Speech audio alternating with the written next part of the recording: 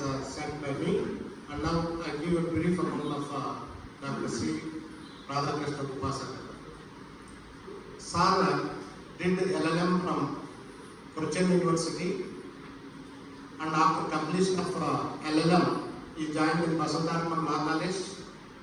I was his student, and subsequently he joined in Siddhartha Law College, Vijayawada. He served as a lecturer there. Thereafter, he entered into judicial service as a magistrate. Then, from step to step, he has occupied the chair of Judge High Court of Andhra Pradesh. And every judicial officer in the state, and most of the advocates know that Sri Vidyasagar Garu is a mind of knowledge.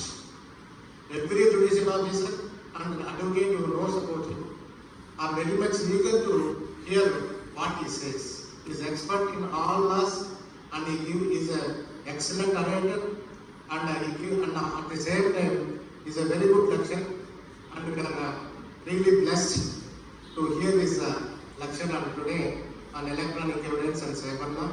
And without wasting much time, and immediately after 5 or 10 minutes, we will commence the program, that is lecture by Sir on electronic evidence and cyber law. Thank you. I request Vidyasagar, Krupasagar sir to speak for brief.